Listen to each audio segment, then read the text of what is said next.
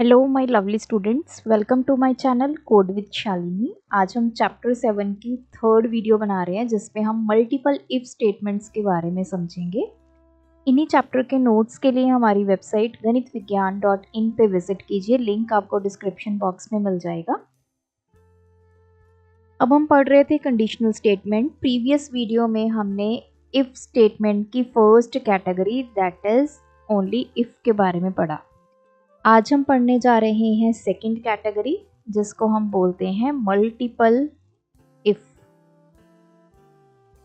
इसको independent if statements भी बोला जाता है, दोनों सेम ही हैं। इंडिपेंडेंट इफ हो या फिर मल्टीपल इफ। सबसे पहले बात करेंगे इफ स्टेटमेंट के बारे में, क्योंकि जैसे हमारी इफ स्टेटमेंट काम करती है वैसे ही हमारी मल्टीपल इफ स्टेटमेंट काम करती है। ये एक डिसीजन मेकिंग स्टेटमेंट है। हमने प्रीवियस लेक्चर में समझा, अगर हमें अपने प्रोग्राम में कोई कंडीशन देनी होती है then we need if statement.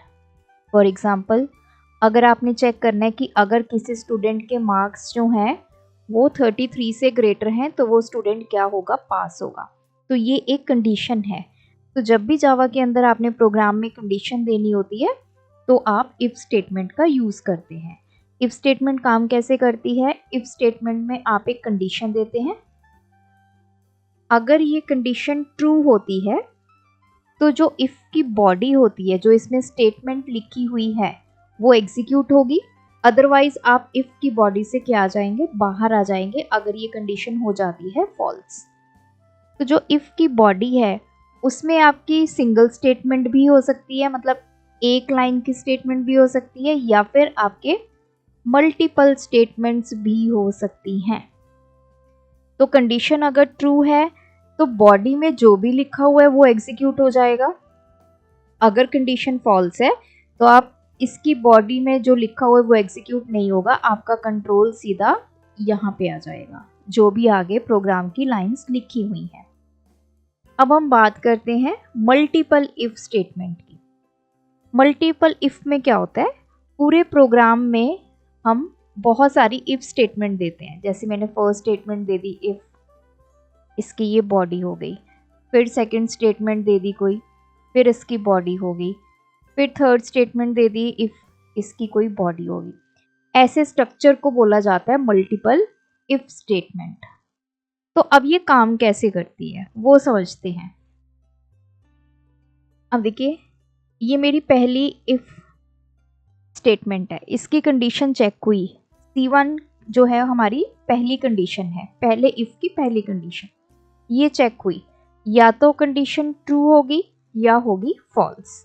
अगर ये कंडीशन ट्रू है तो इसकी बॉडी में जो हमने स्टेटमेंट्स लिखी हैं वो एग्जीक्यूट हो जाएंगी। इसकी एग्जीक्यूशन के बाद कंट्रोल आपका दूसरी इफ पे पहुंच जाएगा।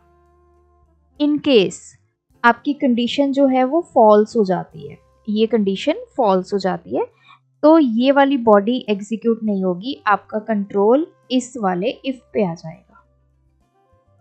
तो देखिए सीधा फंडा है, यहां से कंट्रोल यहां पे तो आएगा ही आएगा। अगर ये कंडीशन ट्रू हो गई तो ये स्टेटमेंट्स को एग्जीक्यूट करता हुआ यहाँ पे कंट्रोल आ जाएगा। अगर कंडीशन फॉल्स हो गई तो इसको स्किप करके दूसरी आपकी इफ पे पहुंच जाएगा। यहाँ पे भी एक कंडीशन पड़ी है, मान लीजिए C2। अगर C2 आपकी ट्रू हो गई, मतलब कंडीशन आपकी सेटिस्फाई हो गई, तो ये बॉडी एग्जीक्यूट हो जाएगी। अगर नहीं हुई तो आपका कंट्रोल तीसरी इफ पे आ जाएगा। तो इस तरह ये काम करता है। तो सबसे पहली कंडीशन इवैल्यूएट होती है, अगर वो कंडीशन ट्रू है, मतलब सबसे पहली इफ की कंडीशन ट्रू है, तो जो उसकी बॉडी के अंदर लिखा हुआ है वो एग्जीक्यूट हो जाएगा। अगर ये कंडीशन फॉल्स हो जाती है तो जो इसकी बॉडी के अंदर लिखा हुआ है पहले के अंदर वो एग्जीक्यूट नहीं होगा और कंट्रोल आपका दूसरे इफ ब्लॉक पे चला जाएगा। अब ये इसका फ्लो चार्ट है, यहां से समझते हैं। ये मेरी पहली कंडीशन है, इज कंडीशन 1 सेटिस्फाइड? दो ही ऑप्शंस है, या तो यस या फिर नो। अगर पहली कंडीशन सेटिस्फाई हो गई मतलब ये हमारा इफ है, अगर इसमें जो कंडीशन है वो सेटिस्फाई हो गई तो yes means true, condition satisfy होगी तो स्टेटमेंट्स एग्जीक्यूट हो जाएंगी। ये स्टेटमेंट्स किसकी हैं? इस वाले इफ की स्टेटमेंट्स है। अगर कंडीशन एग्जीक्यूट नहीं होती, नो फॉल्स आ गया, तो हमारी सेकंड कंडीशन चेक होगी, ये दूसरी इफ स्टार्ट हो गई। इसमें भी यही फंडा है, अगर तो कंडीशन ट्रू हो गई तो आपकी स्टेटमेंट्स एग्जीक्यूट हो जाएंगी। ये स्टेटमेंट्स किसकी हैं? ये वाले इफ की स्टेटमेंट्स है।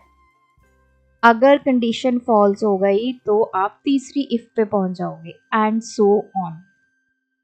तो ये है इसकी वर्किंग। अब हम इसको एक प्रोग्राम की हेल्प से समझते हैं तो आपकी सारी कंफ्यूजन जो है वो दूर हो जाएगी। मैंने यहाँ पे एक मार्क्स नाम का वेरिएबल ले लिया जिसमें मैंने वैल्यू क्या दे दी? 85। तो अभी इसमें 85 वैल्यू है।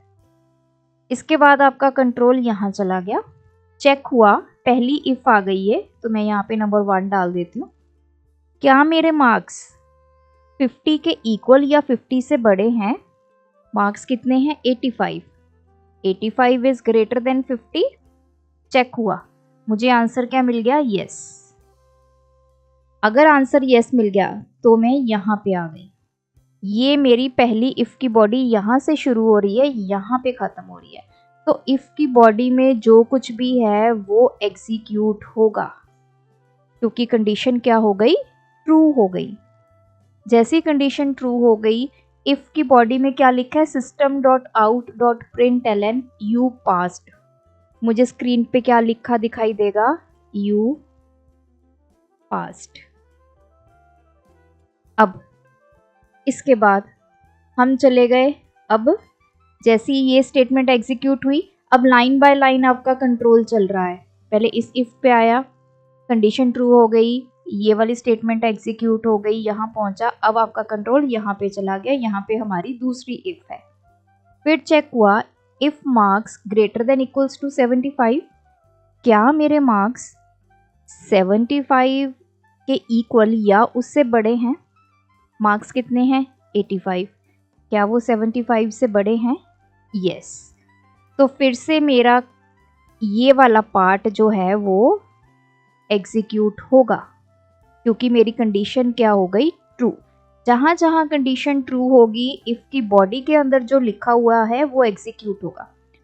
तो क्या डिस्प्ले हो जाएगा स्क्रीन पे? You got first division.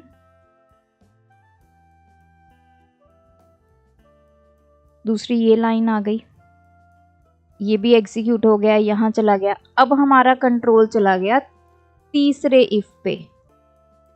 यहाँ पे चेक हुआ, if marks greater than equals to 90, क्या मेरे मार्क्स 90 से ज़्यादा या उसके इक्वल हैं? मार्क्स कितने मेरे? 85।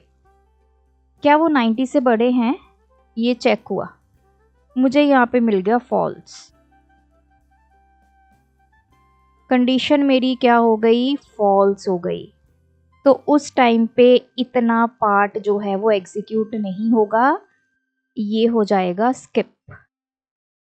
कंपाइलर इतने पार्ट को एग्जीक्यूट नहीं करेगा। क्यों? क्योंकि मेरी इफ की कंडीशन हो गई फॉल्स। तो चलिए, ये पार्ट तो, ये वाली लाइन तो अब एग्जीक्यूट ही नहीं होगी, मुझे कुछ भी ये प्रिंट होके नहीं आएगा यू आर अ टॉपर, ये स्किप हो गया। अब आपका कंट्रोल चला गया नेक्स्ट वाले इफ पे।